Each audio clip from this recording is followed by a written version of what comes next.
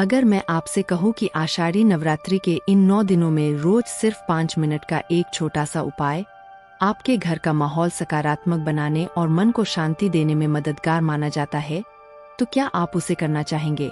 लेकिन रुकिए, यह कोई तांत्रिक उपाय नहीं है।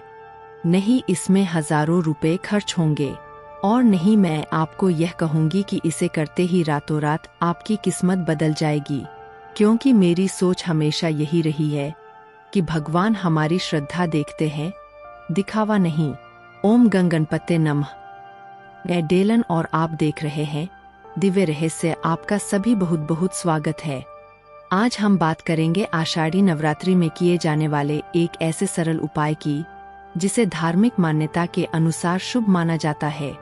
साथ ही मैं आपको बताऊंगी कि इस उपाय के साथ कौन सी एक गलती करने से बचना चाहिए।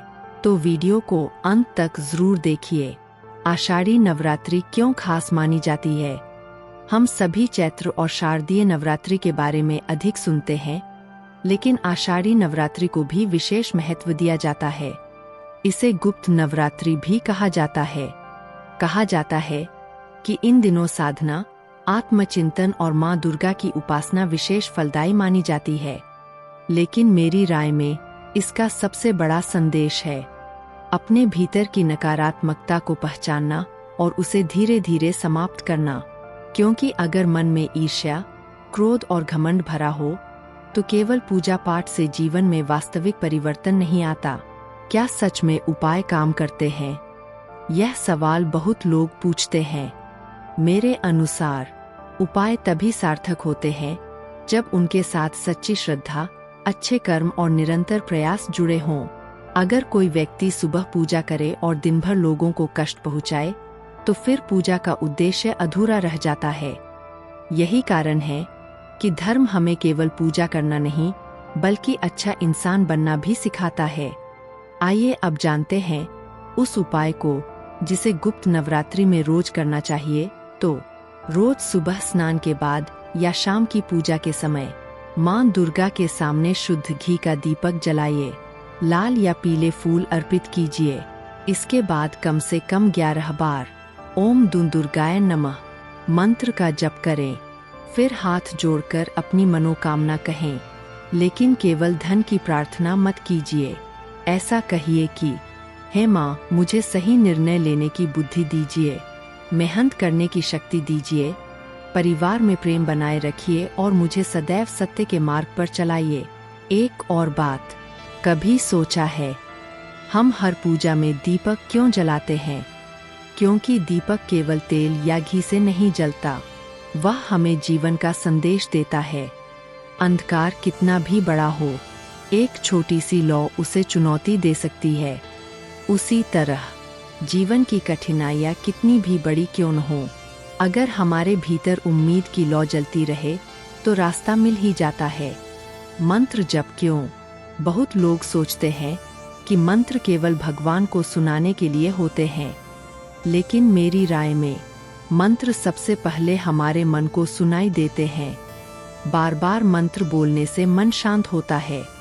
जब मन शांत होता है तो निर्णय बेहतर होते हैं, और अच्छे निर्णय जीवन बदल देते हैं। सुख समृद्धि का सही अर्थ। आज हर व्यक्ति पैसा चाहता है, लेकिन क्या केवल पैसा ही सुख है? अगर घर में तनाव हो, परिवार बिखरा हुआ हो, स्वास्थ्य खराब हो, तो करोड़ों रुपए भी मन को शांति नहीं दे सकते।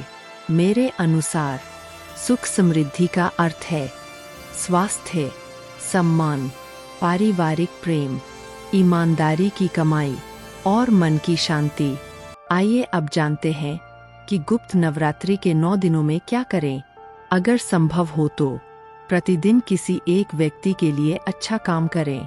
किसी भूखे को भोजन कराएं, पक्षियों के लिए पानी रखें, पेड़ पौधों में जल दें, घर के बड़े बुजुर्गों का आशीर्वाद लें, और सबसे महत्वपूर्ण बात की किसी का दिल मत दुखाइए। और गुप्त नवरात्रि के 9 दिन में क्या नहीं करना चाहिए? तो इन 9 दिनों में झूठ बोलने से बचिए, क्रोध कम कीजिए, बिना कारण किसी की आलोचना मत कीजिए, नशे से दूर रहिए, भोजन की बर्बादी मत कीजिए, क्योंकि पूजा केवल मंदिर में नहीं होती, पूजा हमारे व्यवहार में भी दिखाई देनी चाहिए। दोस्तों, मैं हमेशा एक बात कहती हूँ, भगवान को महंगे प्रसाद से ज्यादा सच्चा मन पसंद होता है। अगर कोई व्यक्ति 2 फूल भी पूरी श्रद्धा से चढ़ाता है, तो उसका महत्व उस व्यक्ति से कहीं अधिक हो सकता है, जो दिखावे के लिए हजारों रुपए खर्च करता है। इसलिए पूजा में प्रतिस्पर्धा नहीं, श्रद्धा होनी चाहिए। दोस्तों, बहुत लोग पूजा करते हैं, लेकिन घर लौटकर अपशब्द बोलते हैं, परिवार से लड़ते हैं, दूसरों की बुराई करते हैं। तो दोस्तों, मेरे हिसाब से सबसे बड़ी गलती यही है, क्योंकि माँ दुर्गा शक्ति की देवी है, और शक्ति का अर्थ केवल सामर्थ्य नहीं, बल्कि संयम भी है।